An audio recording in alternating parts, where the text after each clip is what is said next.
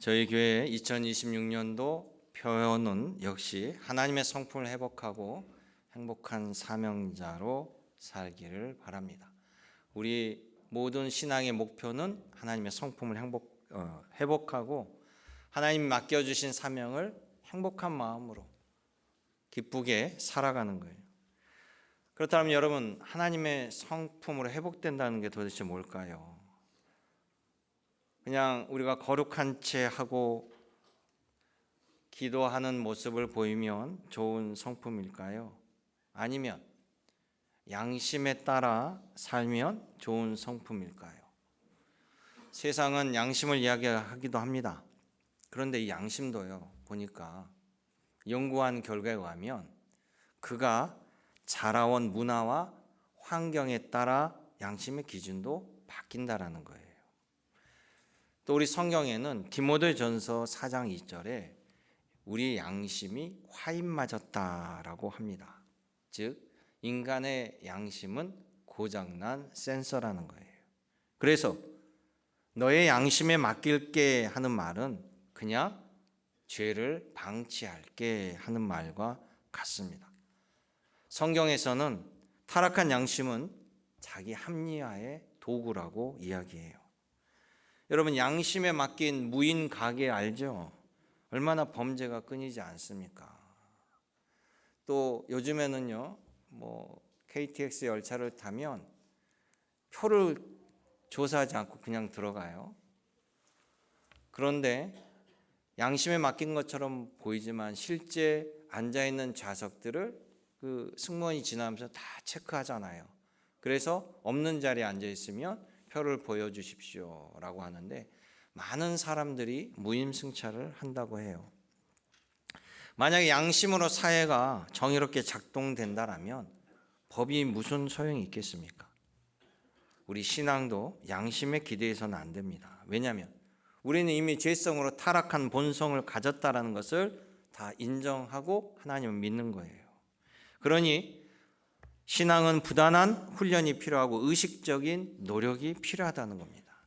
여러분들이 진정한 예수 그리스도의 제자가 되는 것, 하나님을 경배하는 신앙은요, 그래서 하나님 말씀을 기준으로 우리가 예의와 매너와 품격이 내 삶에 드러나도록 해야 된다는 것입니다.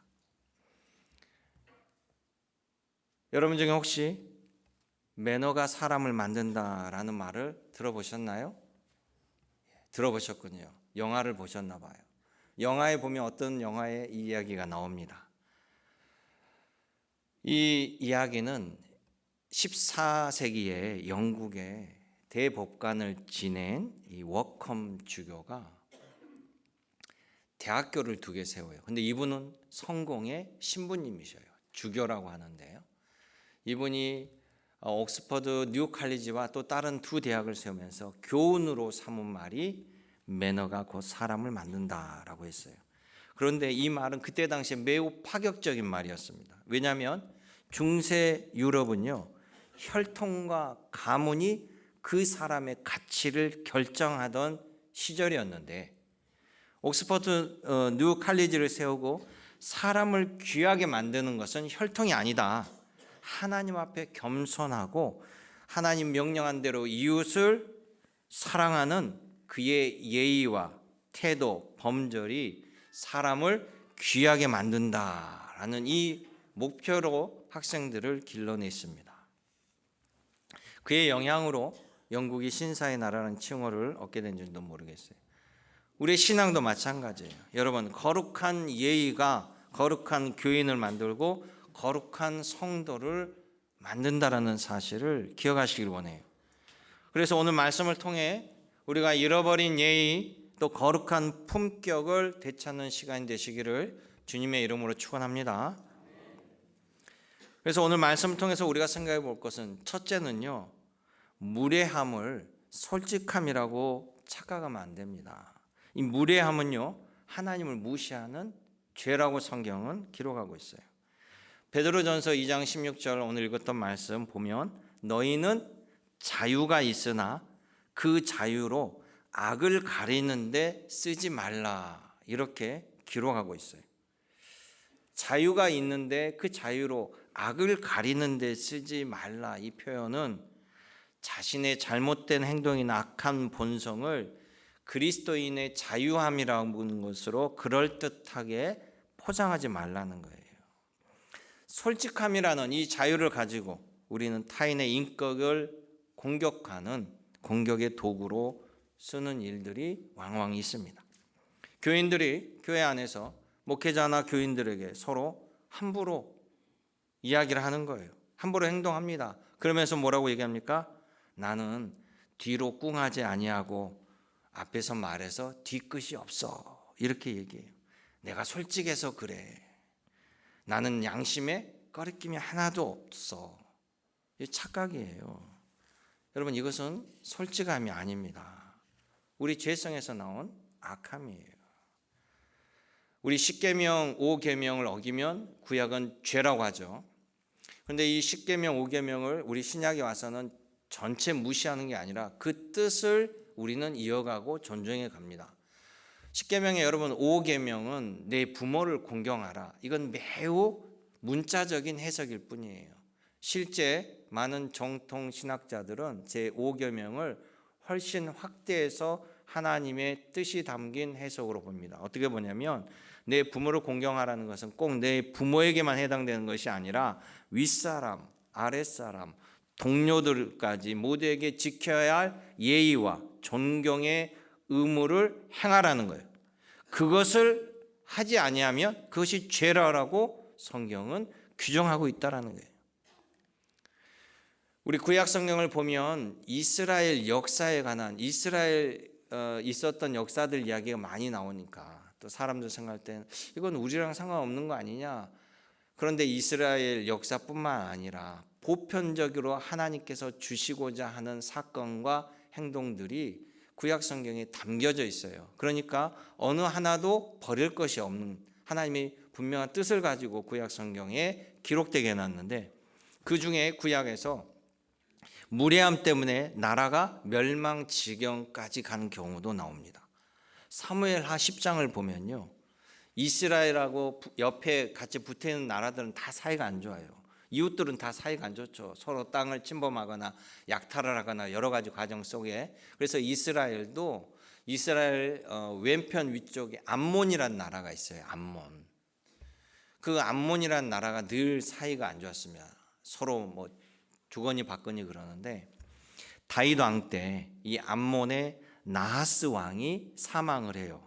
그러니까 아무리 사이가 안 좋은 옆나라지만 다윗이 예의를 다하여 조문사절단을 이 암몬에 보냅니다.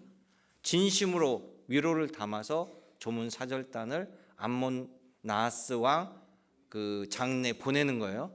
근데 그때 새로 임금이 된 왕이 한운 왕이라는 사람인데 이 사람은 이 조문사절단을 예의로 받아들이는 게 아니라 의심을 하기 시작해요.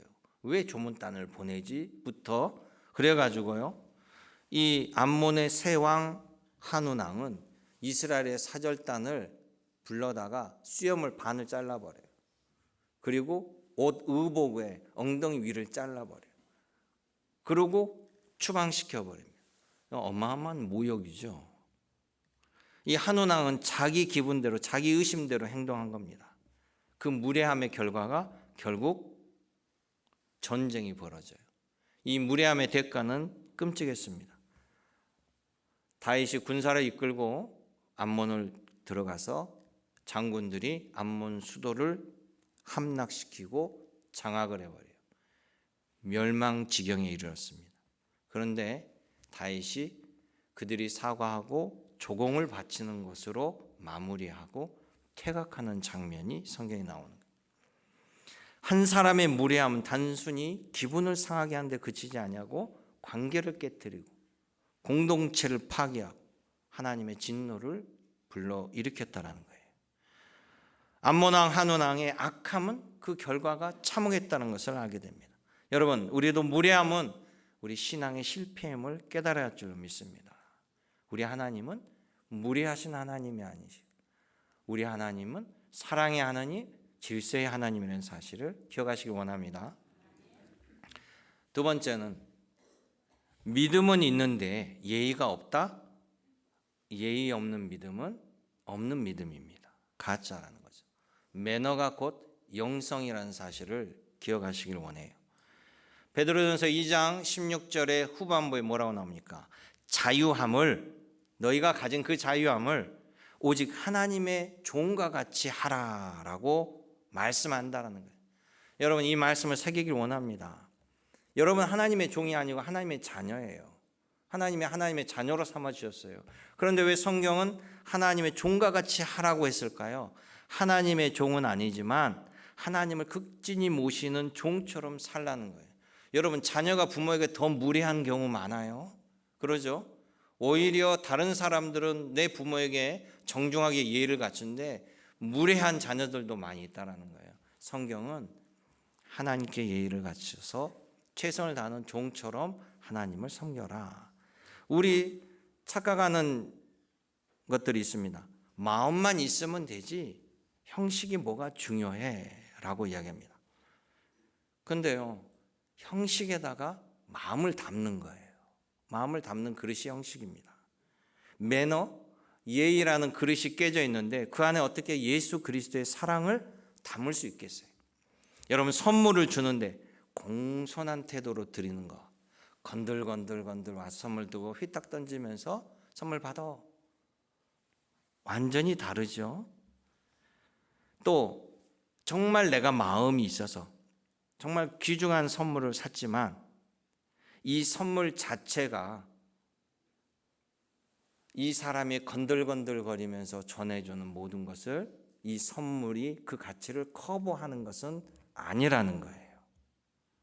그러니 선물을 전달하는 태도 형식에 따라서 정말 고마움을 느끼는 선물이 될 수도 있고 뇌물이 될 수도 있고 전쟁을 일으키는 선물이 될 수도 있다는 사실이에요. 신약성경 마태복음 22장에 이런 말씀이 나와요. 혼인잔치에 대해서 예수님 말씀하시는데요, 임금이 자기의 혼인잔치에 사람들을 초대했습니다. 그래서 수많은 사람들을 초대받고 왔는데 한 사람이 결혼식에 예복을 입고 오지 않았습니다. 그래서 그 임금이 묻습니다. 친구여, 어찌하여 당신은 예복을 입지 아니하고 여기 왔느냐라고 그를 꾸짖으며 결국 그 사람을 쫓아냅니다. 이 사람이 쫓겨난 이유가 뭘까요? 초대받지 않아서 쫓겨난 게 아닙니다. 왕에 대한 최소한의 예의, 예복을 갖추지 않았기 때문에 그랬다는 거예요. 우리가 하나님 앞에 예배드릴 때, 그리고 우리 하나님께서 명령하신 내 이웃을 섬길 때 갖춰야 할 영적 예복이 여러분 곧 매너라는 사실을 기억하시기 원해요. 모든 삶과 행동은 무례하는데 열심히 기도만 합니까? 아랫사람들에게 온갖 갑질을 하면서 예배 참석 잘하고 헌금 생활 잘합니까? 그것이 바로 예복을 입지 아니하고 혼례잔치에 오는 손님과 같다라는 말씀이에요. 선한 성품, 선한 인성, 거룩한 성품은 반드시 고상한 품격을 드러내게 되어 있습니다. 주님께서도 말씀하시잖아요. 더러운 것이 입에 들어간 자는 더러운 것을 낼 것이요, 선한 것이 들어간 사람은, 가득한 사람은 선한 것을 낼 것이라고 말씀한다는 거예요. 그러니 예의와 매너를 보면 그 사람의 신앙이 보인다라는 거예요.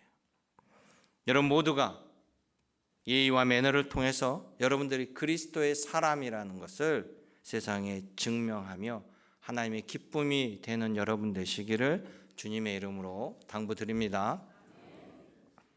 마지막 세 번째 말씀은요, 성도는 세상 속에서 품격 있는 거래를 하는 사람이 되어야 한다는 거예요. 우리 2장 17절을 같이 읽어볼까요? 뭇 사람을 공경하며 형제를 사랑하며 하나님을 두려워하며 왕을 존대하라. 아멘. 우리가 세상 사람들보다 더 철저하게 예의를 지켜야 하는 이유가 바로 여러분들이 하나님의 얼굴이기 때문에 그래요. 창세기 23장에 보면 아브라함이 지금 현재 이스라엘 땅, 그 땅에 이제 들어오면서, 그 땅은 우리 역사 교과서에도 나오는 히타이트족, 성경에는 헷 족속이 그 땅을 차지하고 있었을 때입니다. 예루살렘 아래쪽에 내려가면 헤브론이라는 곳에 있는데요.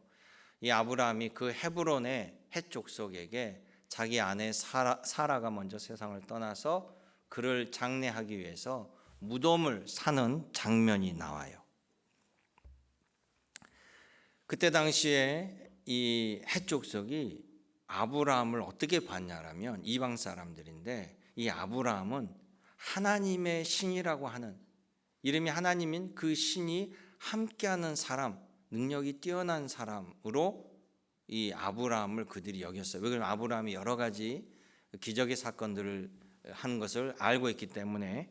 그런데 아브라함이 매우 정중하게 그들에게 가서 내 아내를 장례 치를 만한 땅으로 저기 있는 저 굴을 저에게 파시면 고맙겠습니다 라고 성경에 보면 매우 정중하게 그들에게 읍소를 해요.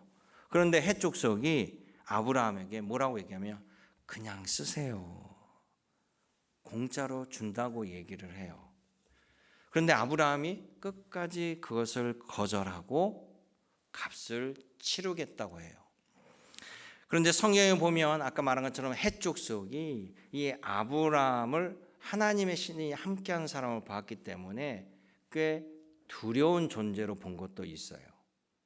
그래서 아브라함이 달라고 했기 때문에 차마 두려워서 말을 하지 못하고 그냥 쓰십시오, 뒤탈이 없게 하기 위해서 이렇게 할 수도 있잖아요.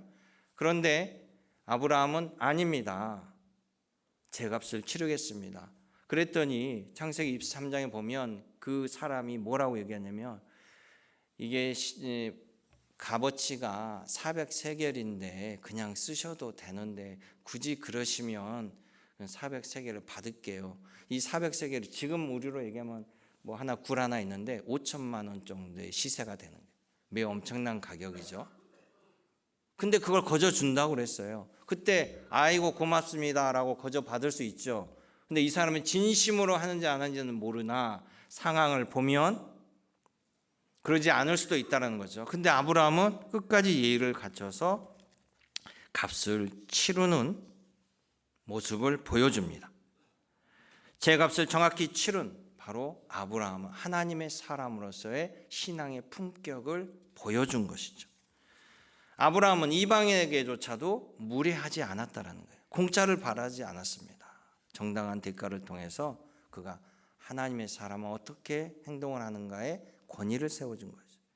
그래서 헷 족속이 아브라함에게 감동을 해요. 성경에 뭐라고 하냐면 당신은 우리 가운데 있는 하나님이 세우신 지도자이십니다 라고 고백한다는 거예요. 예수님께서 그러잖아요. 너희는 세상의 빛을 비추어서 그들이 너희로 하여금 하나님께 영광 돌리게 하라. 우리에게 주신 명령이라는 거죠. 사랑하는 성도 여러분, 세상 사람들이 교회를 욕하는 이유는요, 이 성경 말씀을 못 믿어서 아닙니다. 교회 다닌다고 하나님 믿고 예수님 믿는다고 하면서 세상 사람들보다 더 상식적이지 아니하고 예의도 없고 매너도 없기 때문이에요. 여러분, 예의를 영어로 매너라고 하는 게 아니라 조금 달라요. 예의는 원칙으로 따지면 규칙과 도리, 질서를 이야기하는 거고, 매너는 배려심이에요. 배려심. 내가 문을 열고 들어갔는데 뒷사람이 다칠까 봐 문을 잡아주며 천천히 하는 것을 매너라고 하죠. 남을 배려하는 거. 능력이 있어도 남을 배려하는 거. 그러니 사랑하는 성도 여러분, 아브라함처럼 겸손하는 예수 제자가 되기를 원합니다. 아브라함처럼 허리를 굽히는 하나님의 아들, 딸이 되기를 원합니다. 우리가 먼저 미안합니다, 죄송합니다, 고맙습니다, 하나님께 감사하는 여러분 입술이 되기를 원합니다. 우리 하나님께 받은 은혜들 너무나 감사하지만 우리는 그 은혜도 온전히 갚지 못하는 무리함도 너무나 많아요. 여러분, 하나님께 감사하면 그 하나님의 감사를 눈에 보이는 주님의 몸된 교회에다가 감사하는 것은 당연한 거예요. 자기가 다니는 교회에 하나님께 감사할 때 최선을 다하고 헌신하는 거죠. 하나님의 감사함을 보고 헌신하고 봉사하는 거예요. 그러니 사랑하는 성도 여러분들이 믿지 않는 자들에게 정말 예의와 매너를 가지고 실천해 볼 때 전도지 100장 돌리는 것보다 강력한 복음의 능력이 있으리라고 저는 믿습니다. 설교를 준비하면서 무례함의 비용이라는 책을 소개 하나 해드릴게요. 화면에 보여줄 수 있어요? 무례함의 비용. 이 책 꼭 사서 보세요. 막말 사회에서 더 빛나는 정중앙의 힘. 끝까지 매너는 챙겨라. 인정받고 싶다면 매너부터 챙겨라. 막말이 판치는 지금 꼭 필요한 책이라고. 듣는 말마다 좋은 말만은 다 적어놨는데요. 크리스틴 포레스 교수가 쓴 책이에요. 이분의 내용 중에 핵심은 무례함은 전염병과도 같다는 거예요. 직장 상사가 무례하게 대하면 그 직원은 집에 가서 배우자에게 화를 내고 배우자는 아이에게 소리를 지릅니다. 하지만 정중함은 사람의 격을 높이고 비용을 들이지도 않고 사람을 얻는 최고의 투자가 된다라고 말합니다. 여러분, 예의에 돈이 들지 않잖아요. 그러나 우리가 예의를 잃어버리면요, 사람도 잃어버리고 사명도 잃어버리고 결국 하나님도 잃어버릴 수 있다는 사실을 기억하시기 원합니다. 그러니까 여러분 모두가 우리 2026년 예수 그리스도를 믿고 성경을 따른다는 예수의 제자로서 우리는 주님 믿고 무례함으로 살아가는 것이 정당함이 아니라는 거예요. 우리가 성할 목표로 나아가는 것은 죄성의 성격을 거룩한 인격을, 거룩한 품격으로 바꾸는 겁니다. 성경에 하나님을 사랑이시다라고 규정을 해요. 하나님은 사랑이십니다. 고린도전서 13장은 사랑장이 나와요. 거기 때 사랑은 뭐라고 합니까? 사랑은 무례하지 아니하며 자기의 유익을 구하지 아니한다. 우리 역시 이렇게 살아야 될 줄로 믿습니다.